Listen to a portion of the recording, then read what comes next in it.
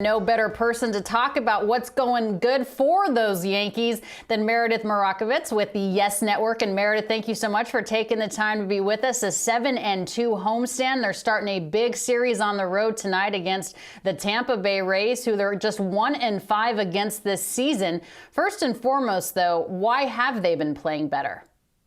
Well, I think it's a combination of things, Alana. First of all, their starting pitching has been much better. Their bullpen has been good for the majority of the season, but the starters early on were not able to give them a lot of length. They were really leaning heavily on that bullpen, and we've seen one guy after the next put up quality starts now. And also, the offense is heating up a little bit. It's much more of what we expected out of this team as opposed to what we saw the first few weeks of the season. And while not everyone is firing on all cylinders yet, guys are clearly having much better at-bats, and you're seeing it.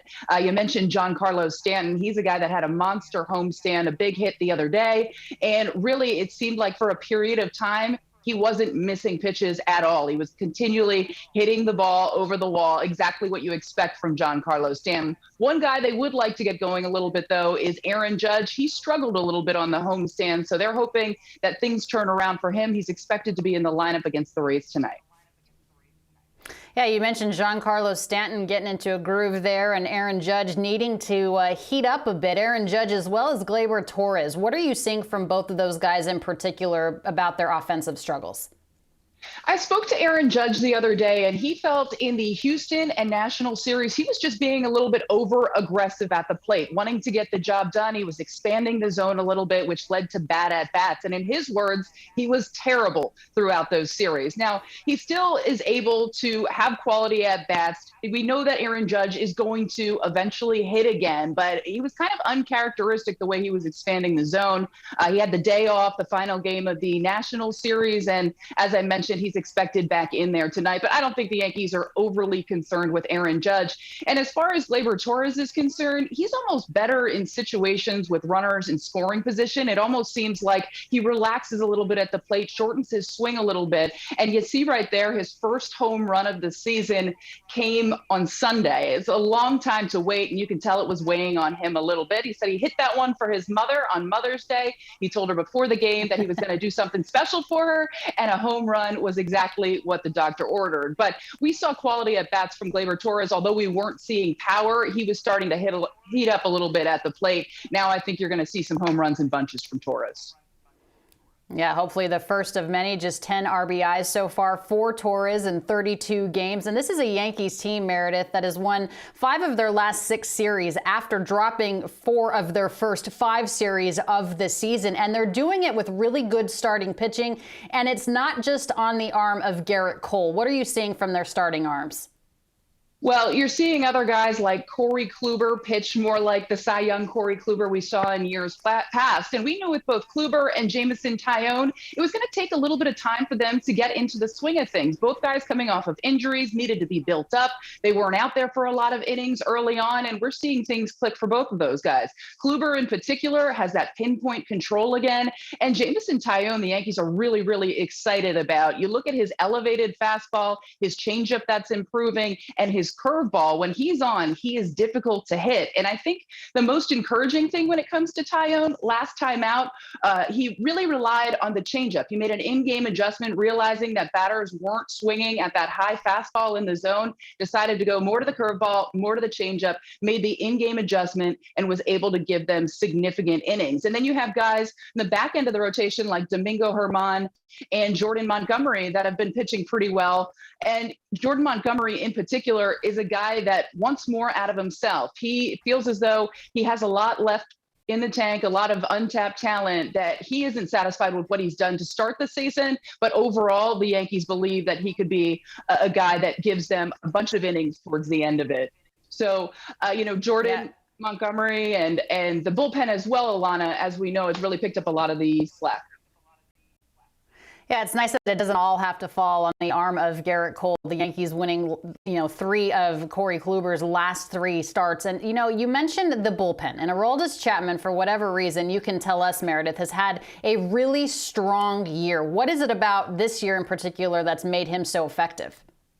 Alana, he has looked practically unhittable for the majority of the season so far. And I think the big difference was adding that splitter. It's another weapon that he has that he can go to. While he's used the slider in the past, this pitch is devastating. You're seeing a ton of bad swings against it. And the craziest thing to me is the fact that Aroldis Chapman told me that he always used to like throwing a splitter, but when he joined the Reds, because he was throwing 100 plus miles an hour and not everyone in the league was doing it then, they told him to abandon that pitch. And it's only recently that he started using it again. We saw him throw it a few times last year, but it wasn't really something that he felt comfortable going to in big situations. But now he's comfortable throwing that pitch in any count, in any situation, and it has made the world of difference. And another thing that we're seeing, his fastball is actually ticking up a little bit too, again this season. So you combine that fastball with the ability to drop that splitter in there, and he's a tough guy to face.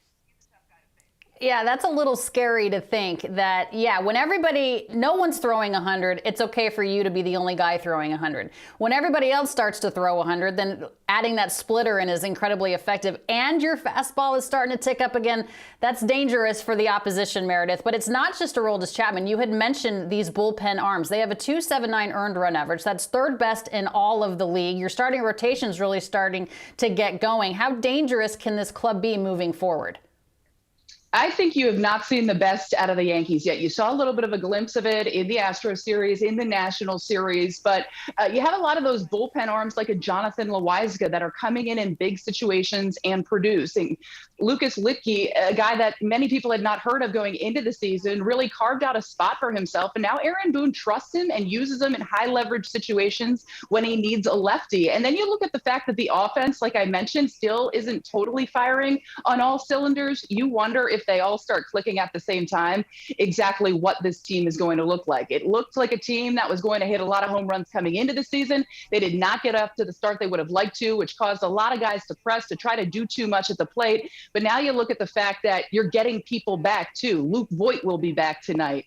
You have other guys that are on the way, and this team is only going to continue to get better. Yeah, you mentioned Luke Voit coming back tonight. Gio Urshela should be coming back from the IL any day from his injury. How key is it to get those two back, especially Luke Voit?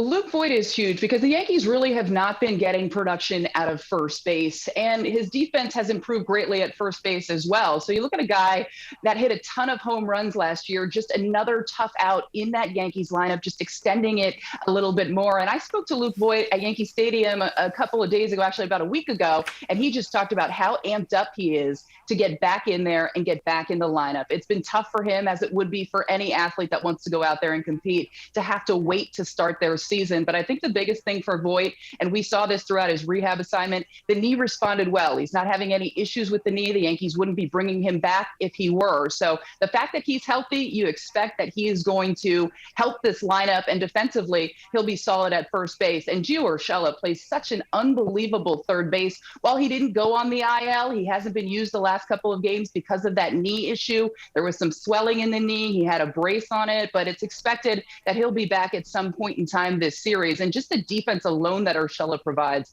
the Yankees could certainly use. And offensively, we've seen over the last couple of years, that was always kind of the bugaboo with Urshela. He couldn't stick in other teams because he couldn't get there offensively. He certainly found something with the Yankees with his swing, and he's been much more productive at the plate. So getting those two guys back is certainly going to be big, both offensively and defensively, Alana. And you'll need them, Meredith, I would imagine, against a Tampa Rays team that this Yankees club has struggled against. They're just 1-5 against the Rays so far in 2021. What needs to change?